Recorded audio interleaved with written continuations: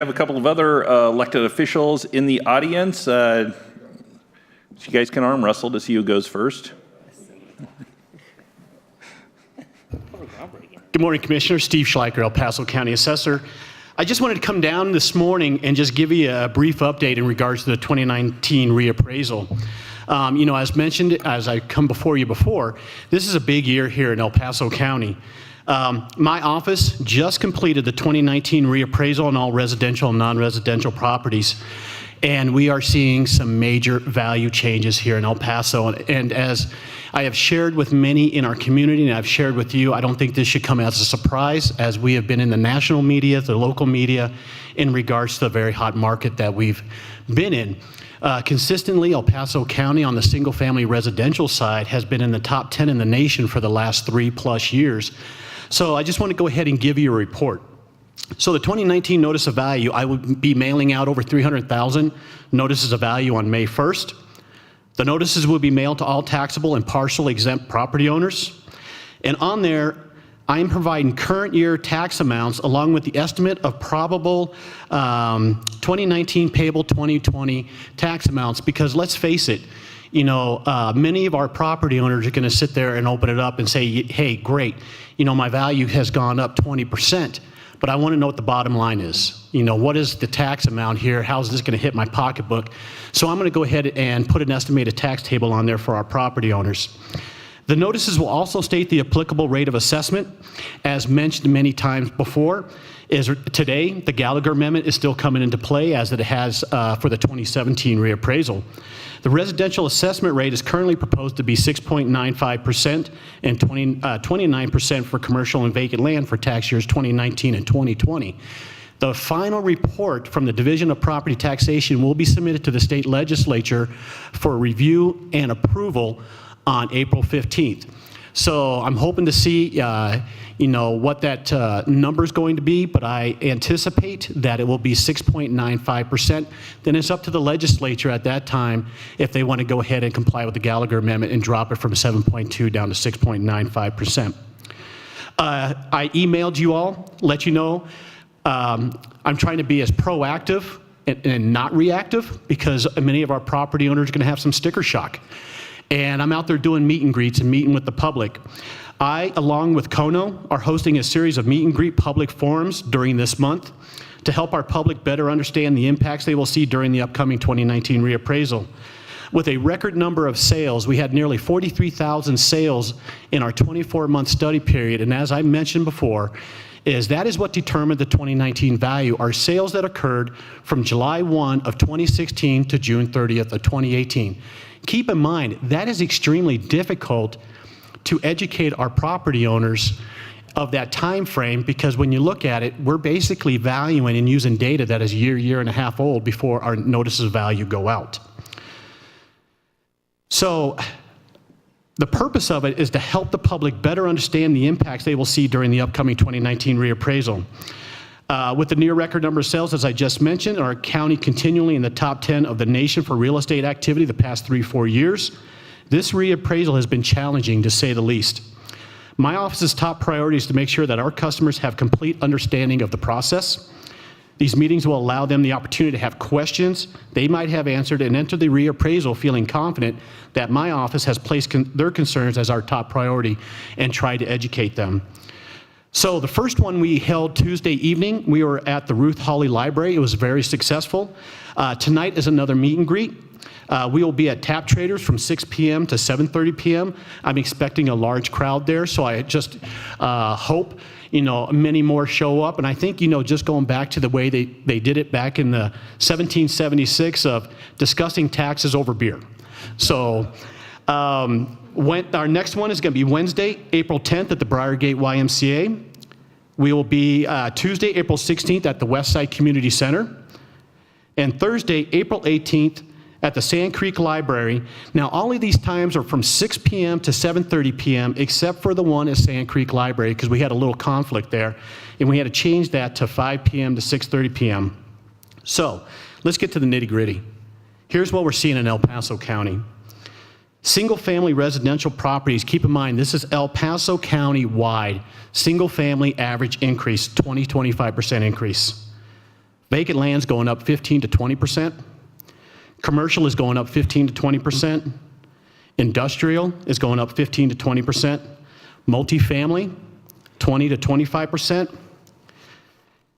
Many don't know we are known as a metro county, but we still have 500,000 acres of ag land out east of Falcon and Powers.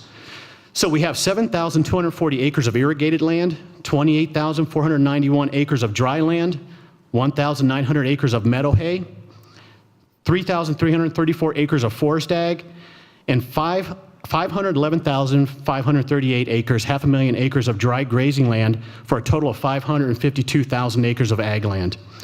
Irrigated land is going down 18%.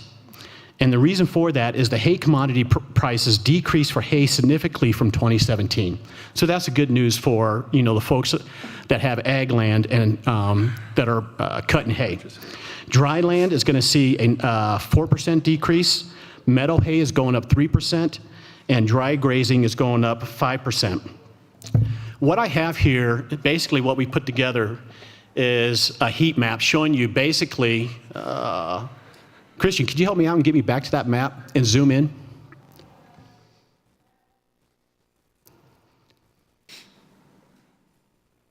Thank you.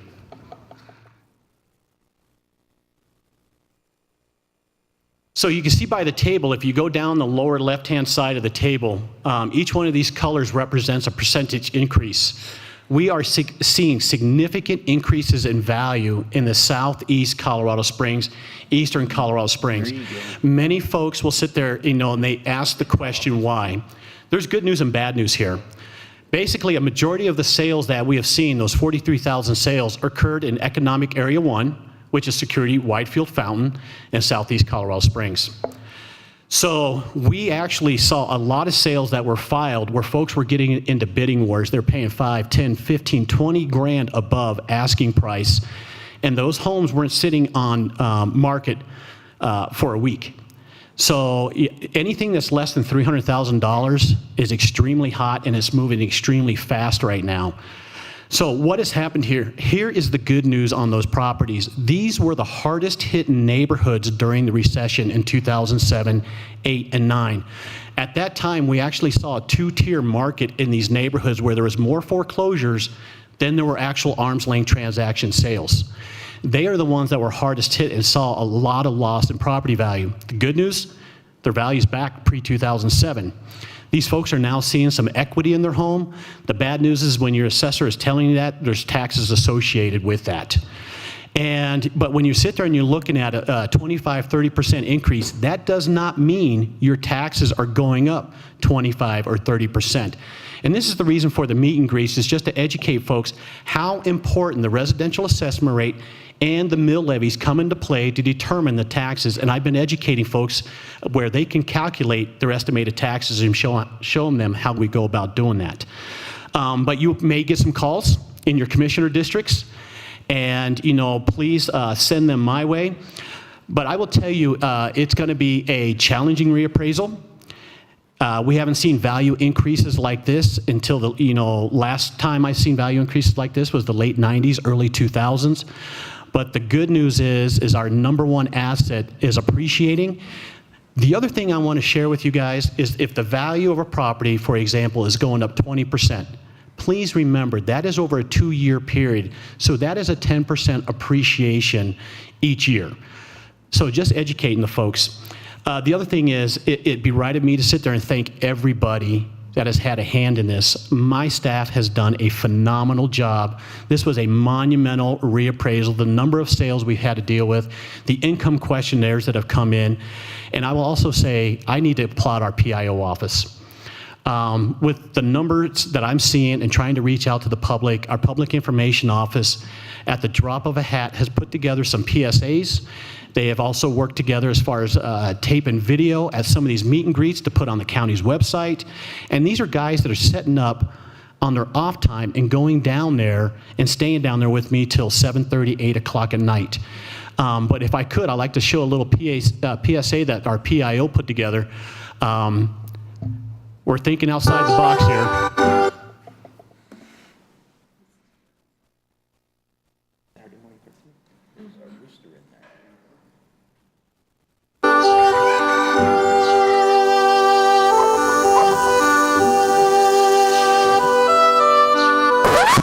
Why is our phone bill increasing?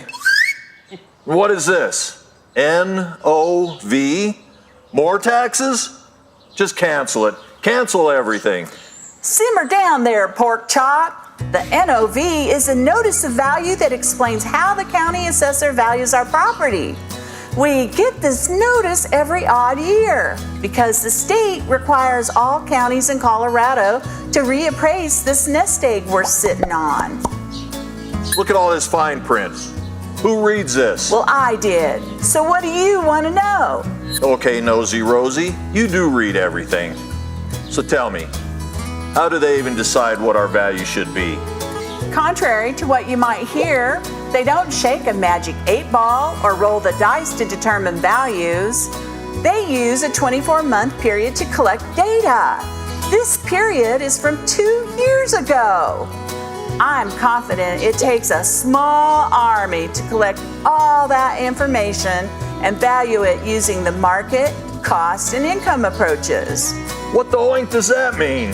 Basically, home sales and purchases from that appraisal period determine the market. The assessor just analyzes that data to create a value that's fair and equitable for everyone. What? If the value goes up, don't we have to pay more in taxes? What if I don't agree with what that assessor even has to say? The taxes won't increase as much as you think. Our home was valued at $200,000 last year, and we paid roughly $1,081 in taxes. This year, it's valued at $220,000, and we paid around $1,189. That's an increase of only $108 per year. But, honey bunny, that's the same amount of money for the new golf club I've been eyeballing. I know your golf game needs help. I'm not sure the assessor will lower your value for that new putt-putt stick. But if you're not happy, then flip that NOV over and fill it out. Submit your research property appeal. They even have a handy-dandy online link you can follow. And I know they're always willing to listen. That was terrible. I want the name Wow. of the PIO. But You know, I will have to say, they did that within 2 That was days, awesome. and they put that on the social media, and believe it or not, it's already got over 150 views. And I mean, just within a short 24 hours. So, you know, you sit there and you just look at it, I'm going, okay, that was awesome. we'll give this a try. So It was awesome. I'll take the critique. So, I posted it to my Facebook page, so it was okay. great. All right. So that's what I have. Any questions? Yeah, my favorite part was the smiley faces on the red tie for the pig guy. I don't know if anybody noticed that or not. There were smiley faces on the tie. There was a lot of detail in there. Yeah, well, Commissioner, I'm taking a little offense. Why'd they pick a pig to represent me? Can I ask, you said the residential assessment percentage was 6.95? What was it the previous year? So previously for tax year 2017 and 2018, it was 7.2%. So if I could give you a little history, basically as part of the Gallagher Amendment, which was voted in by the voters back in 1982, and it's also known as the 55-45 split.